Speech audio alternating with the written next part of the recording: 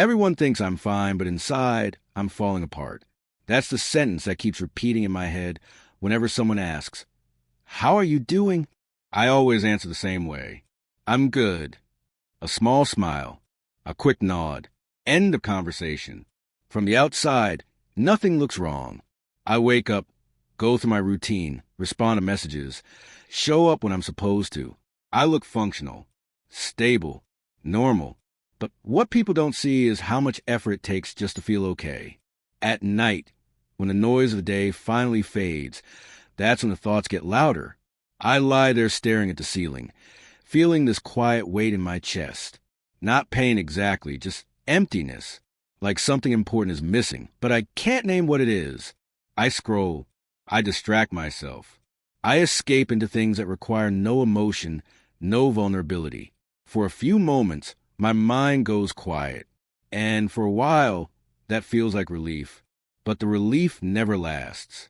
When the screen goes dark, I feel more distant than before, less connected, less present in my own life. It's like I've trained my brain to avoid silence, because silence forces me to notice how disconnected I feel. Ever feel like everyone sees a mask, not the real you? During the day, I laugh at the right moments. I listen when people talk. I even give advice sometimes. And the strange part is, people believe me when I say I'm fine. Maybe because I've practiced it so well.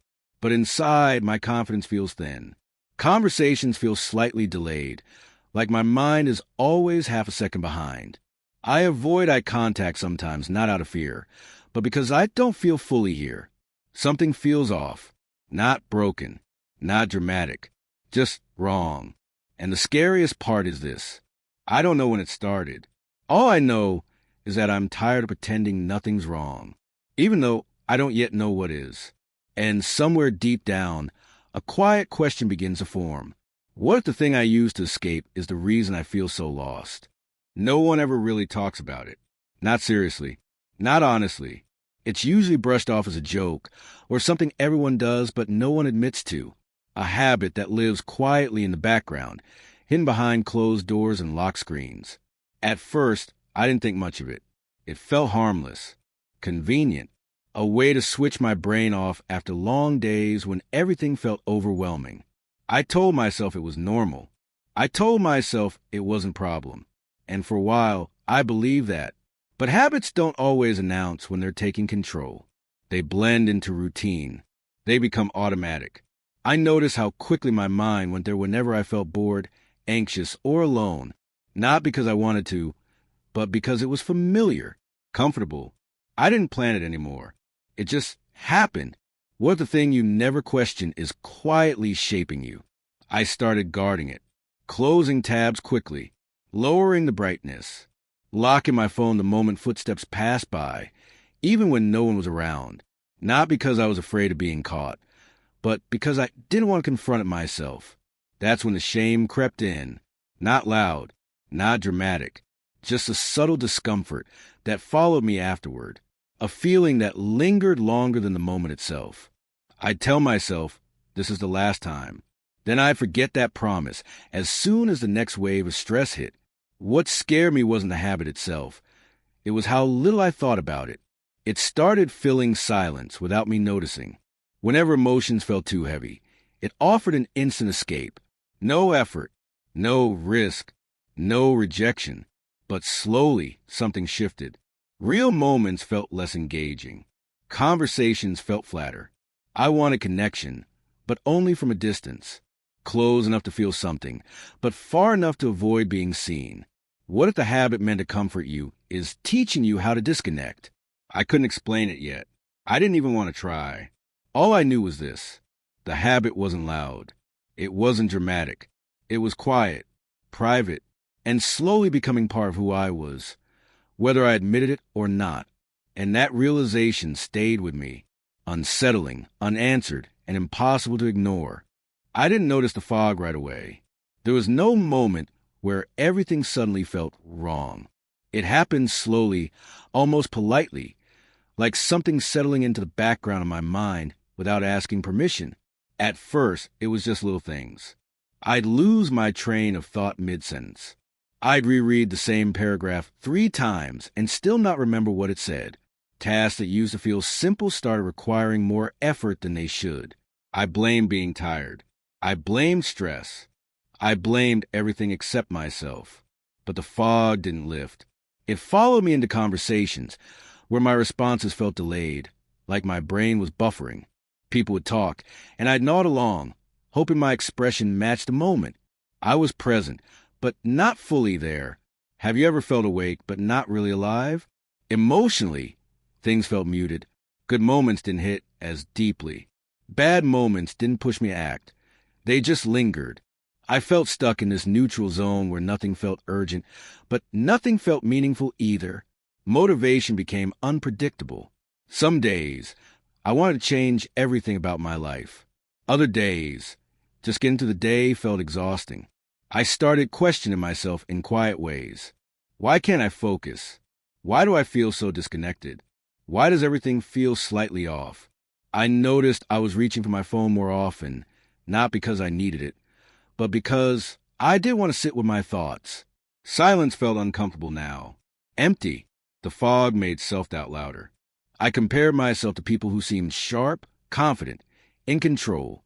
I wonder how they made life look so easy while my own mind felt cluttered and slow. And the worst part was I couldn't explain any of this to anyone. How do you describe something you can't see? Something that doesn't hurt, but weighs on you anyway? What if the fog isn't exhaustion, but avoidance? That thought scared me. Because if the fog was something I'd trained my mind into, then it wasn't just happening to me. I was participating in it.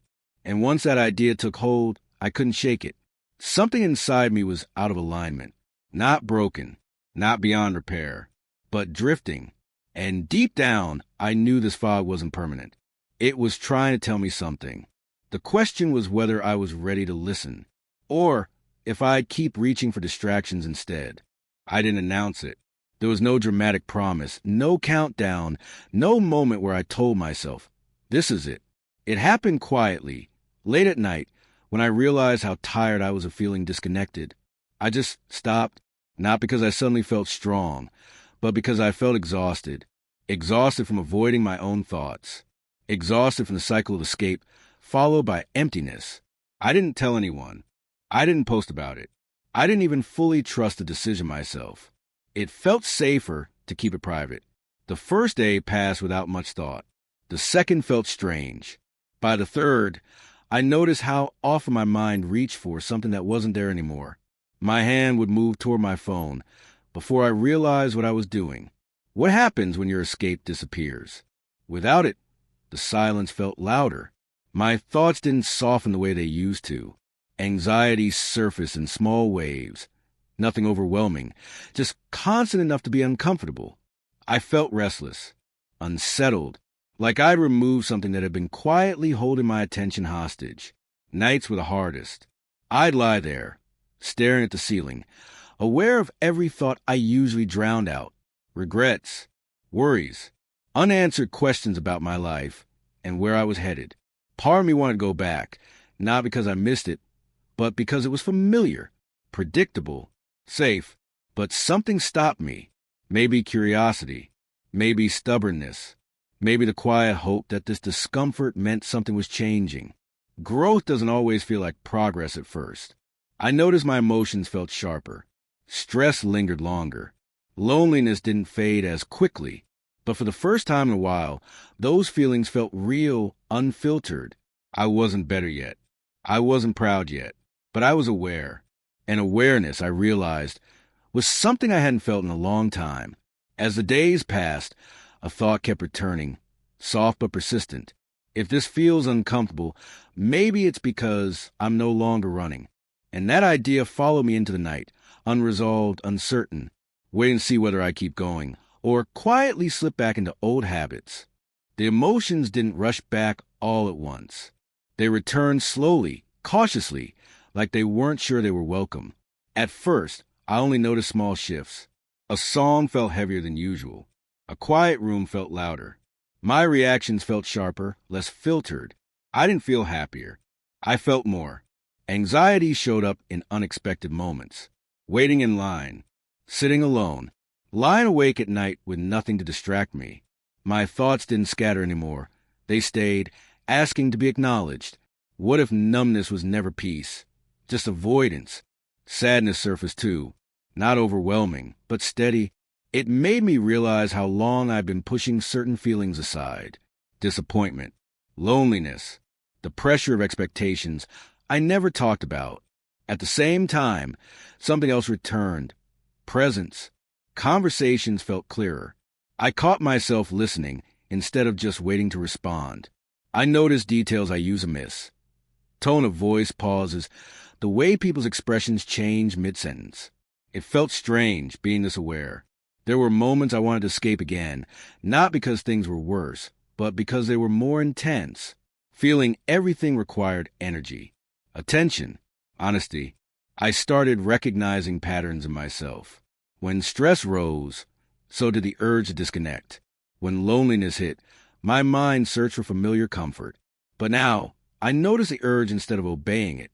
Awareness doesn't erase discomfort. It gives you a choice. Some nights, that choice felt heavy. I'd sit with restlessness, unsure what to do with it. Other nights, I felt a quiet sense of pride for staying present, even when it wasn't easy. I wasn't suddenly healed. I wasn't confident. I still doubted myself. But for the first time in a long while, my emotions felt honest. They weren't numbed. They weren't exaggerated. They were simply there. And as uncomfortable as that was, it also felt grounding, like I was slowly reconnecting with parts of myself I'd been avoiding. Not because I hated them, but because I didn't know how to face them. As I lay awake one night, a new thought surfaced, soft, unfamiliar, and hopeful. If I can feel this much again, what else have I been missing? And with that question lingering in the silence, I realized this wasn't just about quitting a habit anymore. It was about learning how to stay. Confidence didn't arrive the way I expected it to. There was no sudden surge of motivation. No dramatic shift where I woke up feeling powerful or unstoppable. If anything, it was easy to miss because it showed up quietly, almost unannounced. I noticed it in small moments. Holding eye contact a little longer, speaking without rehearsing every sentence in my head, sitting with silence without immediately needing to escape it. Nothing dramatic, just subtle changes. My thoughts felt steadier, not always positive, but clearer. When doubt showed up, it didn't spiral the way it used to. I could observe it instead of being pulled into it. What if confidence isn't loud, but grounded? I felt more present in conversations, less distracted, less anxious about how I was being perceived. For the first time in a while, I wasn't constantly scanning myself for mistakes. That alone felt freeing. I still had insecure moments. I still compared myself sometimes. But the comparison didn't linger as long. It didn't define the rest of my day. I realized something important. Self-respect was starting to form, not because I was achieving more, but because I was betraying myself less. I noticed how I handled discomfort now. Instead of immediately avoiding it, I stayed. I breathed through it. I reminded myself it would pass. And most of the time, it did. Strength doesn't announce itself. It builds quietly when no one is watching. There were moments when I caught myself feeling proud, not in a loud way, but in a grounded, internal way, like I was slowly becoming someone I could rely on. The habit hadn't defined me, but stepping away from it was teaching me something new, that my mind didn't need constant stimulation to feel okay. I could sit with myself. I could trust myself. And even though there were days when doubt still whispered, it no longer felt like the loudest voice in the room. As the weeks passed, I realized this wasn't a temporary phase. It was a foundation. And foundations aren't exciting. They're invisible, but they hold everything. And somewhere in that quiet growth, another thought emerged, one that felt both encouraging and uncertain. If this is what confidence feels like, what else is possible if I keep going? Even as progress began to show, the hard days didn't disappear.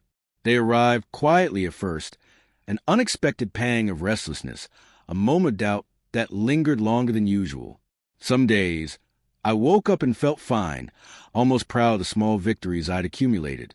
But other days, the old habits whispered in the back of my mind, subtle and insistent, like a soft echo I couldn't ignore. It was a reminder that growth isn't linear, that healing doesn't come as a straight line.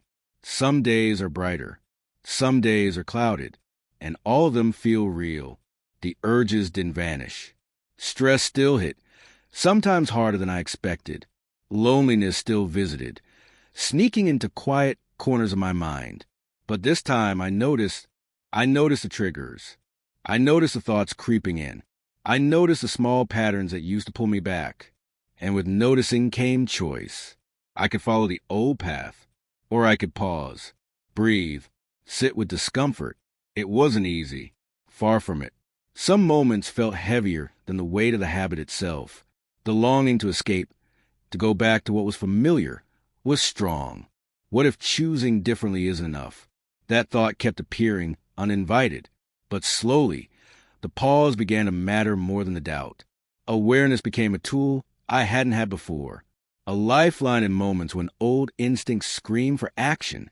Even when I stumbled mentally, thoughts racing, anxiety rising, I didn't fully surrender. I stayed present, imperfectly, hesitantly, but with intention. I began to realize that struggling doesn't mean failing, that being confronted with old patterns doesn't erase progress, that the hard days are part of the journey, not the exception. And somewhere in that quiet endurance, I felt a subtle shift, a recognition that each hard day survived without giving it was a victory in itself. It wasn't dramatic, it wasn't headline-worthy, but it mattered. And as I lay awake that night, I knew one thing for certain. The hard days will continue to come, but now I've learned how to face them without disappearing. And the next morning, the cycle begins again. But this time, I am awake. Change didn't hit like a storm. It didn't explode into fireworks or make life suddenly feel perfect. It was quiet, subtle, almost invisible if you weren't paying attention. I noticed it in small ways first. My thoughts felt calmer. Not empty, not muted, but clearer. The fog that had been a constant companion was lifting, just enough to make space for awareness. Decisions didn't feel automatic anymore. They felt conscious. I noticed when urges appeared, when old reflexes tried to take control, and instead of following them, I paused. I felt present. For the first time in a long time, I could sit with discomfort without immediately needing to escape. Anxiety and loneliness still came, yes, but now they felt like signals, not traps. They were reminders to check in with myself, not instructions to run. What if the changes aren't about stopping something, but about learning to stay? That question kept surfacing. I began to understand the deeper lesson. It wasn't about quitting a habit. It was about reclaiming control, about noticing my own patterns instead of being led by them, about reconnecting with thoughts and emotions I had avoided for years. I felt more grounded in interactions with others. Conversations felt real.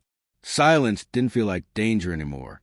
I could enjoy moments without constantly looking for an escape. Even my self-talk changed. It wasn't loud or boastful. It was gentle, observant, patient. I noticed my doubts without letting them dominate. I acknowledged my mistakes without punishing myself. Ever realize how much space you've been giving your fears, when you could have been giving it to yourself instead?